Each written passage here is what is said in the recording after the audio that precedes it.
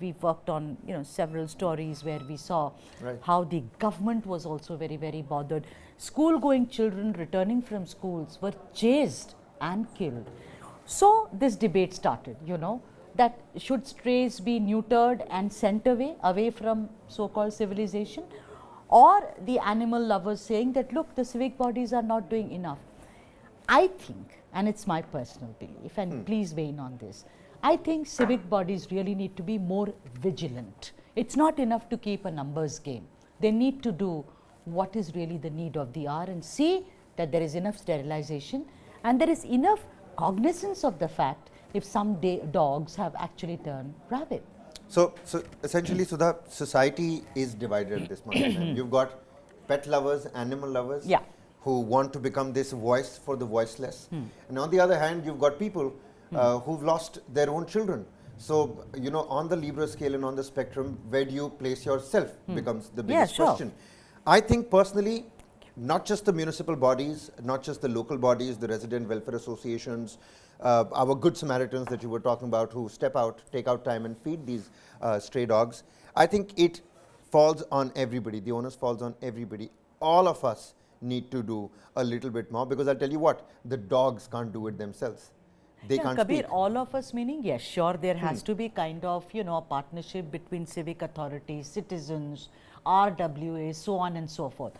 But you can't expect citizens. I mean, you're going to college or you're going to work and a stray dog comes and mauls you, or a little helpless child.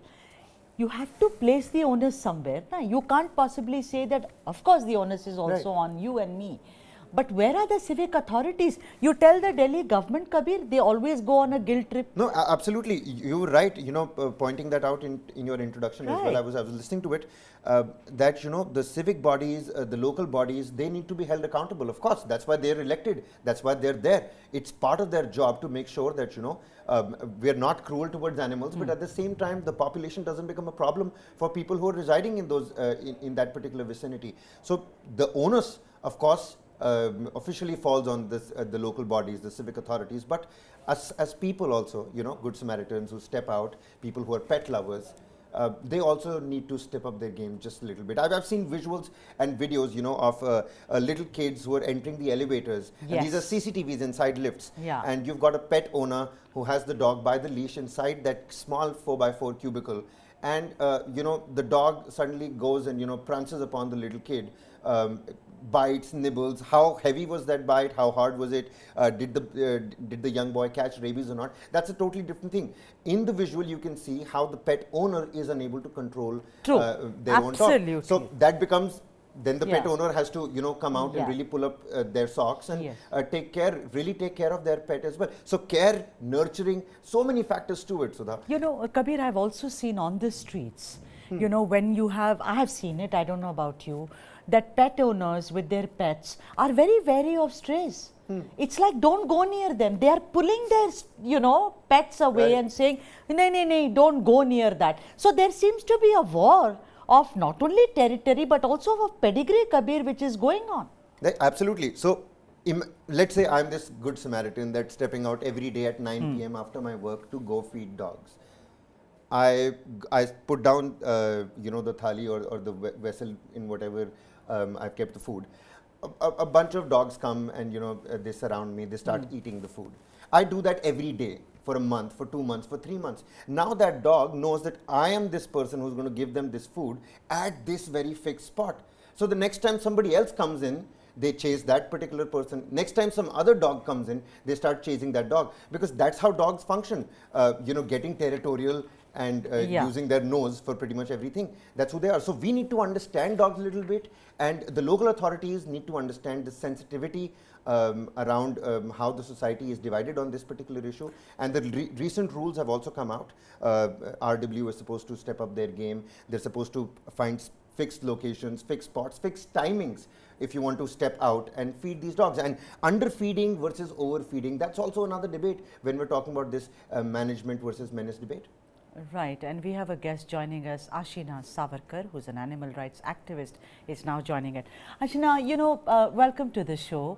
And I just want to know that now this kind of a fight has really raged on for a long time, between animal lovers and those who are saying, listen, you may love these animals, these strays, but the point is that they are also proving to be killer dogs.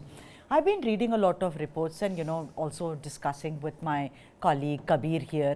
In this debate, don't you think the onus finally lays with the municipal authorities, NGOs, and also animal rights activists to see that these strays are, I'm not saying neutered forcefully, but to see they are vaccinated and to divide, to put some method to this madness, Ashna? What do you think?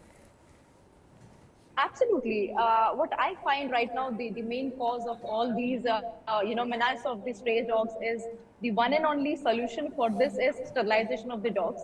And I think not only the government, not only the state or central government, but every RWA societies, all the corporations, all the, if you speak of NGOs serving in different states of the country, they are also responsible and they should act as a responsible citizen being in India, because you can see there are, a lot of increasing population day by day for stray dogs. And we don't find this in some other countries across the globe. So what I find is this is, and the individual's responsibility, if we talk about, even if I consider myself as a dog lover or a pet parent or running an NGO right now, but this is an individual's responsibility, though it be you, though it be me, though it be every senior citizens, children's in the society, they all are equally responsible if they join hands with the government. So I think government can take better steps for this as well. Ashmaji, could you help us understand the kind of reforms that are needed when we're looking at municipal corporations and civic authorities? Because every year funds are collected for it on the manifestos, it's put out there, but on the ground we don't really see any sterilization happening. I mean, if it was such large-scale sterilization, won't you see it happening around you also? So throw some light on the kind of loopholes that exist, on the kind of voids that now need to be filled up with good work. Definitely. I really want this question to be answered even by the municipal corporations, because whenever I visit a municipal corporation, or if I speak to the supervisors or the lookups for the Animal Welfare Board of India, so there are 2.5% of funds every month it comes to the government, every month it comes to the municipal corporations. But I wonder where these all funds go, because it is always us who looks after taking the stray dogs for the for the ABC control operations and every time. But I really wonder where all this fund goes. I don't even know whether it's right to speak on this or not, but yes, this funds leak somewhere and it doesn't goes into the right hand. And so is the result. We can see the increasing population of the strays every day.